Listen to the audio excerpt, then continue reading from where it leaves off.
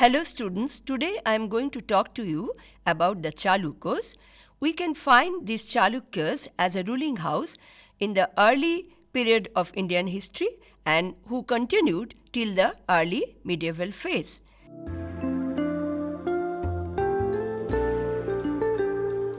If we look at the political history of peninsular India from circa 600 to 900 CE, we can identify a series of self-destructive wars which were fought between the Chalukyas of Badami, otherwise known as the Western Chalukyas, the Pallavas of Kanchi, and the Pandyas of Madurai. Apart from the Western Chalukyas or the Chalukyas of Badami, there were also two other branches who were known by the name of the Chalukyas of Lata and the Eastern Chalukyas or the Chalukyas of Vengi. It can be noticed that the Eastern Chalukyas as well as the Eastern Gangas of Mysore, they often interfered and took sides in the mutual wars that were fought between the Western Chalukyas, the Pallavas, and the Pandyas. We must here also refer to the later Chalukyas, who were also identified as the Western Chalukyas of Kollani, who ruled for a considerable period of time and made major contributions towards the history of early medieval India. The Chalukyas of Badami were one of the most important political houses who ruled in the Deccan till the coming of the Vijayanagar Empire. Badami or Batapi was their capital. They ruled for around 200 years with minor breaks here and there, and they politically unified the entire Deccan. Not only that, this ruling house also contested the Pallavas of Kanchipuram in order to establish supremacy in the southern part of India. They also acted as a kind of a counter force when Harshavardhan tried to expand his empire towards southern India. Apart from these military conquests, the Chalukyas are also well known for their contributions towards art, architecture, and literature. Coming to the sources from which we can learn about this house.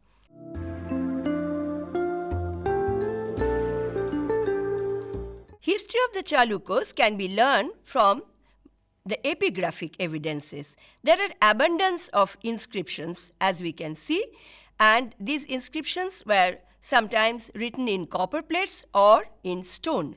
The Chalukyas of Badami, they preferred copper plate inscriptions, while the later Western Chalukyas of Kollani, they preferred stone inscriptions. Other than Sanskrit, two regional languages were frequently used in these inscriptions, and these two regional languages are Telugu and Kannada. However, since the inscriptions were mainly written in favor of the donors, the historians place a kind of a doubt as to the authenticity of these inscriptions, at least to some extent, because they usually contain some sort of an exaggerated version of the achievement of the donor. Among all these inscriptions, we can specially mention the Aihole inscription of Pulakeshin II, the Hyderabad grants of Pulakeshin II, and the Badami or the Batapi inscription of Pulakeshin I, who was the founder of this ruling house. Literary sources pertaining to the Chalukya period are kind of inadequate to corroborate to the epigraphic evidences.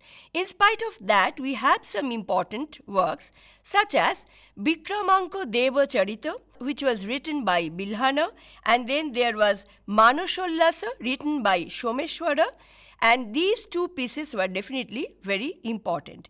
Vikramanka Deva Charita, it referred to the works and achievements of Vikramaditya VI, who belonged to the Kollani house of the Chalukya. It described his rule as well as his time.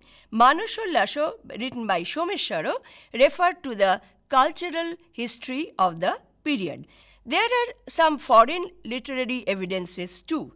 Special mention should be made of Huensang, who wrote about Maharashtra during the time of Pulakeshin II.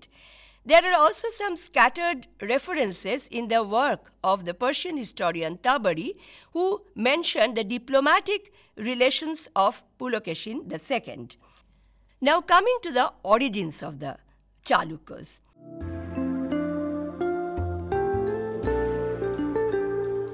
Origins of the Chalukyas are again full of controversies, just like the origins of the other regional powers. In spite of the fact that there are lots of epigraphic evidences, that is, that there are lots of inscriptions from which we can gather a number of information, we can gather a lot of knowledge from that. In spite of that, there are differences of opinion among the historians about the origin of this ruling house.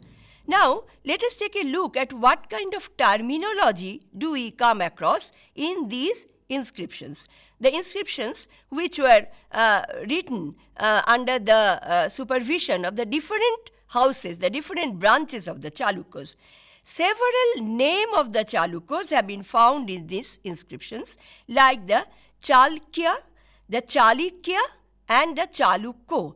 According to Dr. D.C. Sarkar, the founder dynasty could have been Chalka, Chalakai, or Chalukya. R.G. Bhandarkar refers to the original name as Chalukya, while Nilkantha Shastri, the another classical author of this period, he considered it to be Chalukya, which in course of time became Chalukya by the addition of an euphonic vowel. Badami inscriptions of 578 CE clearly stated that the Chalukyas worshipped Swami or Lord Kartikeya. They were Haritaputras belonging to the Manavya Gotra. The Chalukya race was sanctified by various Vedic yaggas or rituals which were known by the names of Agnishtam, Agnichayan, Bajapeya, Pondorik, Bohusuvarna, as well as Ashwamedha. The Kadambas, another contemporary power, who were related to the Shatavahanas, they also described themselves as Haritaputras belonging to the Manava Gotras. And they were Brahmins and they conducted Vedic rituals or yaggas. Similarities between these two houses, that is the Chalukyas and the Kadambas, indicate a fact that they shared some common background which started from the time of the Shatavahanas. The family crest Barahano no doubt associated the Chalukyas with Lord Vishnu, who is venerated in various records of the Chalukyas in the opening verses. So, apart from Lord Kartikeya, Lord Vishnu is also given due reverence by the house of the Chalukyas. Chalukyas are also associated with the Agnikul myth. That Agnikul myth with which the birth of the Rajput clan is identified. D.R. Bhandarkar, the famous archaeologist, he associated the Chalukyas with the Gurjars. Bardic tales relate the origin of the Chalukyas in more than one ways.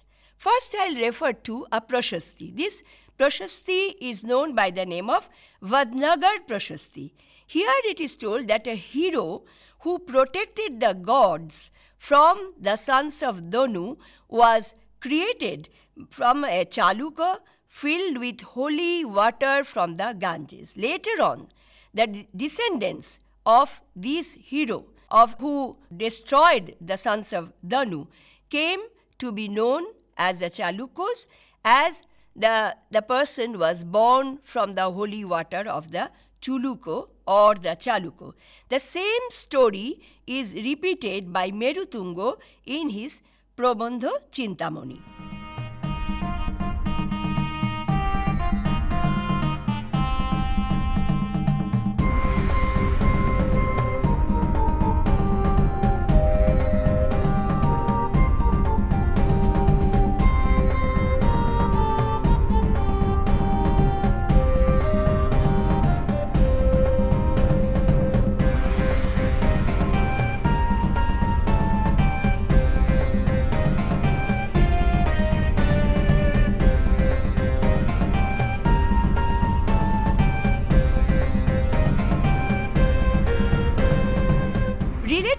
the origins of the Chalukyas as a political house or as a race comes the question of their original homeland.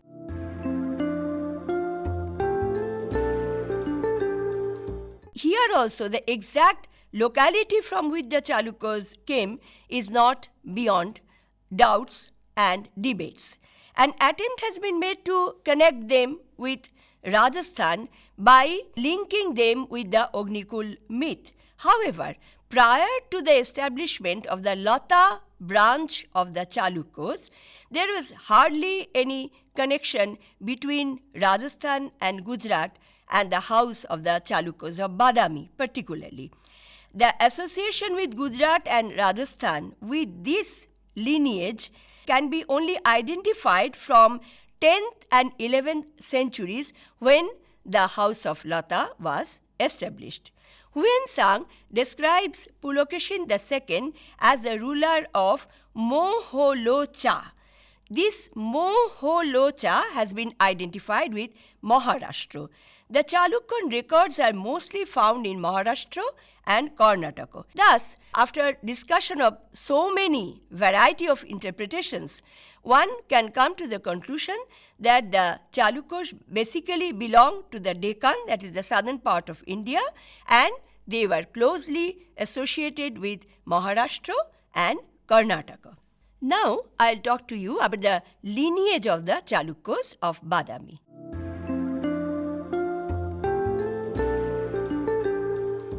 Their first important ruler was Pulakeshin I, circa 540 to 566-67 CE. The name of the Western Chalukyas is associated with their first independent king and founder of the dynasty, Pulakeshin I. J. F. Fleet and following him, Dr. D.C. Sarkar has suggested that the word Pulakeshin is a hybrid, a kind of a mixture of Kannada and Sanskrit, meaning lion-haired. Nilkantha Shastri, however, treats both part of the word, that is Pulo and Keshin, to be derived from Sanskrit. Pulo or Pola meant great and Keshin meant lion. Therefore, according to Nilkantha Shastri, the name Pulakeshin meant the great lion. The Mahakatta inscriptions mention Jaysingho and Rana Rago as the father and grandfather of Pulakeshin I, and they were probably the feudatories of the house of Kadambas of Banbhashi. It is learnt from the Badami inscription dated 543-544 CE that Pulakeshin I performed several Vedic rituals or yajnas, sacrifices, including the Ashwamedha, in order to sanctify his position and the position of his royal house. Under his leadership, the hill fort of Vatapi was fortified and enlarged, and Vatapi was also strategically an important place, and one can find that Pulakeshin I was described as the first Vidhata of Vatapi or Badami. Vatapi or Badami in course of time became the capital city of the Western Chalukyas. The next ruler of the house was Kirtivarman I, who ruled from circa 566-67 to 578 CE. Kirtivarman has been praised in the Aihole inscription of Pulakeshin II for his conquests as well as his other achievements. He has been described as the maker of Vatapi and also as the knight of death for his enemies. This epithet is used because Kirtivarman I fought fiercely with his enemies like the Nalas of Bastar, the Mauryas of Konkan, and the Kadambas of Banbhashi near Mysore. Kirtivarman not only defeated the Kadambas, but he also foiled the effort of the Kadamba kings to build up a confederation of rulers against the house of the Chalukyas. As a result of his conquest, a small kingdom was was encouraged to progress towards the creation of a larger empire. Kirtivarman I was followed by his son Pulakeshin II, circa 610-642-43 CE.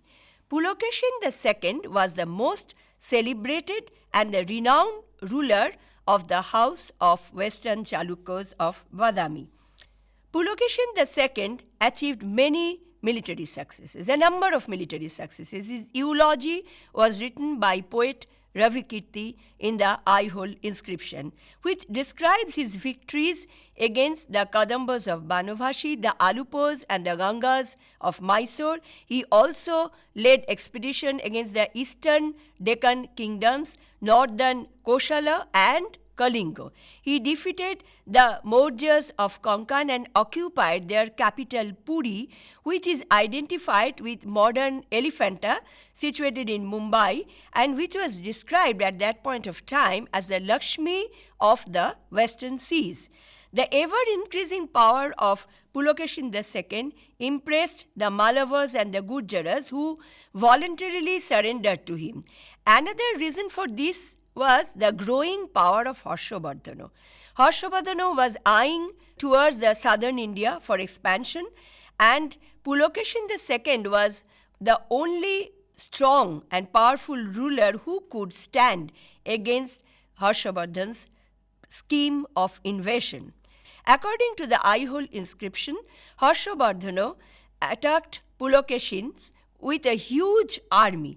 However, the battle proved to be a debacle for Harshavardhana because he was humiliated and defeated in this war.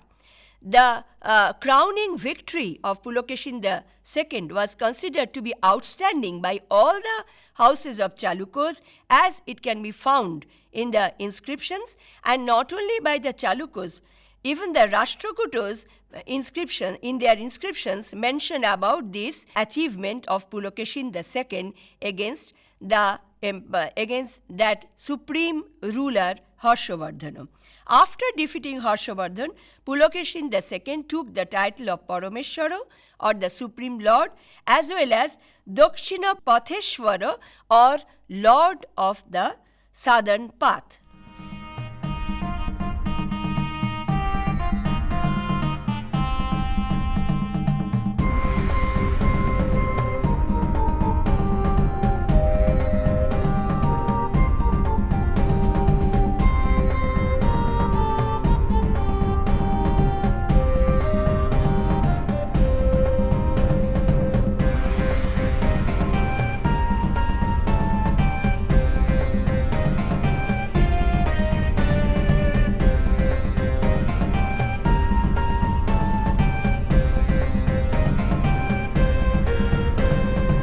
Pulakeshin II next got involved into the Chalukya-Pallava conflict.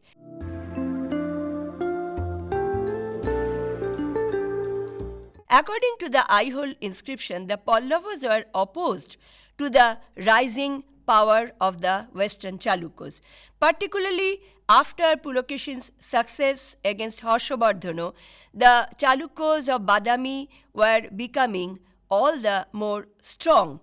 So, as a result, the conflict between these two regional powers were in the air, and this was the beginning of the battle for supremacy in southern India, which continued till the coming of the Bahamanis and the Vijayanagar Empire.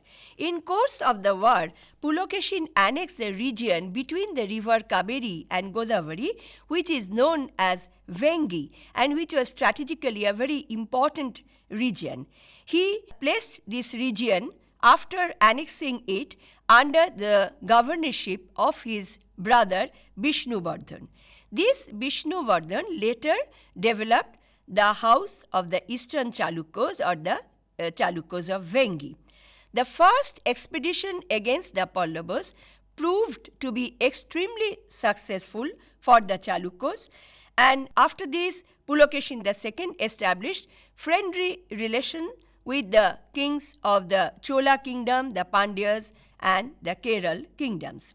However, the second phase of the Pallava-Chalukya confrontation proved disastrous for Pulakeshin II. King Narasingha Barman, the Pallava ruler, staged an aggressive attack on the Badami and killed Pulakeshin II. He now took over Batapi or Badami and took the title of Batapi Konda or the destroyer of Batapi. Badami thus came under the rule of the Pallavas, and this continued for quite some time.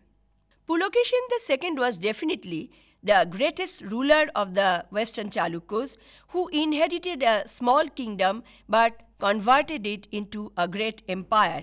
He brought the Western Chalukyas to the zenith of power, and unfortunately his death led to the decline of the Chalukyas, at least for the time being. The next important ruler of the Chalukyas of Badami was Vikramaditya II, who ruled from circa 773 to 743 CE. The Batapi dynasty again regained power and prestige after a break during the rule of Vikramaditya II. Vikramaditya II repeatedly attacked Tondai Mandalam and ultimately overpowered the Pallava king Nandi Varman II. Thus, the earlier humiliation of the Chalukyas was avenged. To commemorate his victory, Vikramaditya engraved Kannada inscription on the victory pillar at Kailashnath temple.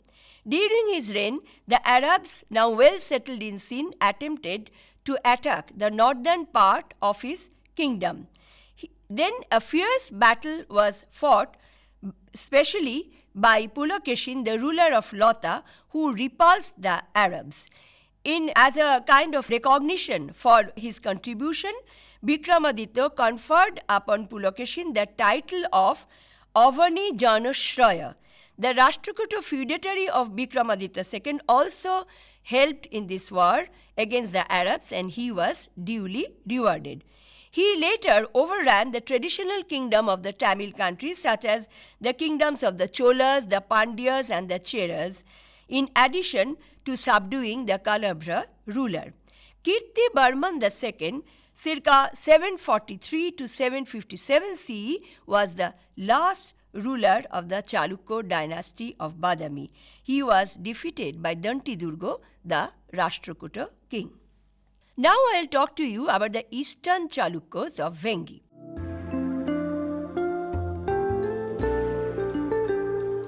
In the second half of the 8th century, the Eastern Chalukyas established themselves as an important power in Vengi, Andhra Pradesh. Vishnuvardhan, who was appointed the governor of Vengi by Pulakeshin II when this area was annexed from the Pallavas, later declared himself independent after the death of Pulakeshin II. Gradually, the Eastern Chalukyas came into prominence. For the control of Vengi, which was a very strategically important position, there was constant friction between the Chalukyas, the Rashtrakutas, as well as the Cholas. Almost 500 years long rule of the Eastern Chalukyas created a strong and consolidated kingdom. They were liberal patrons of art, architecture, and literature. Especially Telugu literature flourished during their time. The Eastern Chalukyas later ruled as feudatories of the Cholas till 1189 CE. After that, they were overpowered by the Hoysals and the Jadavas. Another branch of the Chalukyas were the Chalukyas of Lata. The Chalukyas of Lata were also feudatories of the Western Chalukyas originally. By the 10th and 11th century, they declared independence and started ruling the Lata region of present-day Gujarat. The first important ruler of this house was Badappa, circa 970 to 990 CE. By 1074 CE, however, the Chalukyas of Lata were defeated again by the Hoysalas and later on completely defeated by the Solankis or the Chalukyas of Gujarat, who belonged to the Rajput clan. Finally, I would talk to you about the Western Chalukyas of Kollani, who are also identified as the later Western Chalukyas.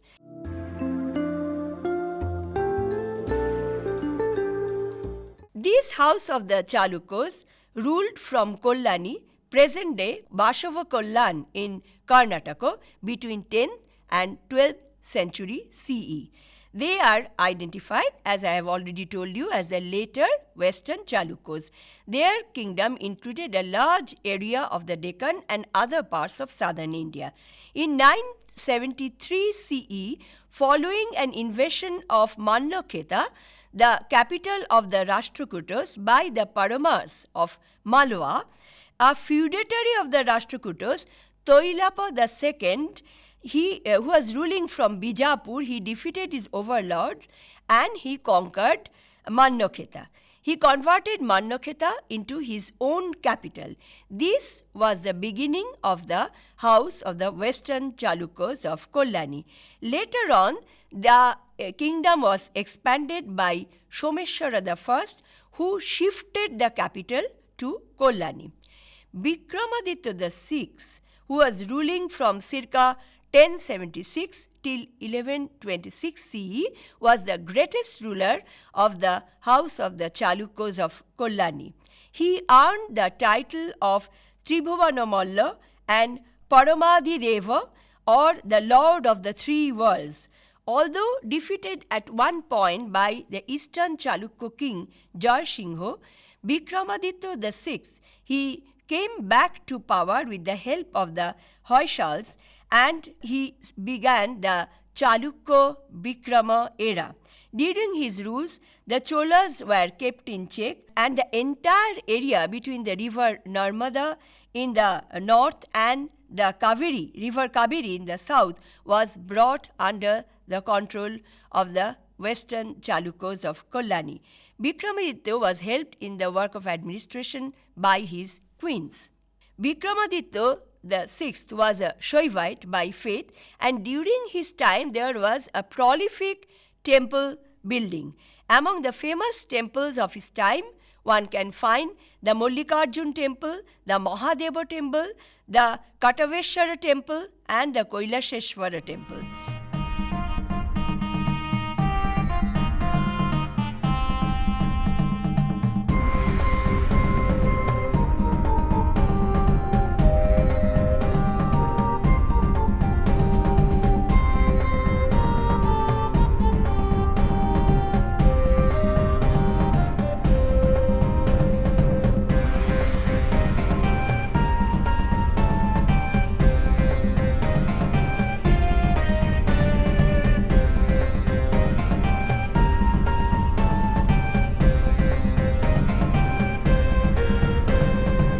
The last rulers of this house was weak, and for a brief period of time, Someshwara IV, he regained power when some of the neighboring states like the Kalachuris, the Pandyas and the Kadambas, they accepted his suzerainty.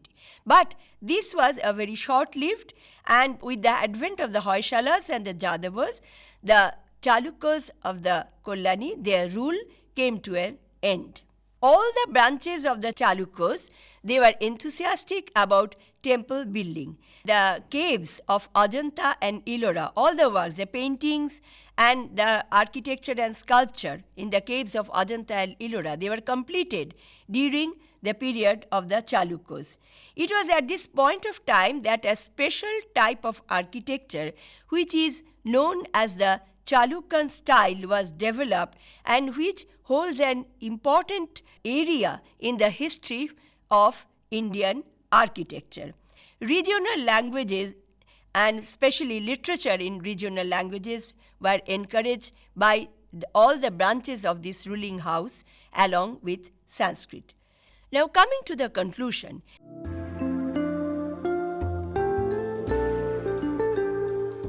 In course of the discussion, we have come across several branches of the Chalukya house, and of them, the two western Chalukyas, that is the house of Badami and the Kollani, they saw the power and the prestige of two rulers, that is the Pulakeshin II and Vikramaditya VI, who earned reputation for this royal house. Both the rulers were liberal patrons of art, architecture, and literature, and their royal courts were adorned by famous authors like poet Ravikirti or Bilhana. The Chalukyas and of Vengi and Lota, they were feudatories of the original house of Chalukyas of Badami, and they established their independence in course of time. Several causes were responsible for the downfall of the Chalukyas. Among these causes, one important thing was the weakness of the administrative system due to too much dependence on the members of the royal houses in place of ministers, especially in their advisory capacity. And besides, there was also the presence of the Arabs in the horizon, and there were the rise of other regional powers like the Rashtrakutas, Cholas, Hoysals, and the Jadavas. Though the Chalukyas established themselves as an important power much before circa 750, but it is necessary to take an overview of this ruling house, of this lineage, in order to get a proper understanding of the history of early medieval India. Thank you.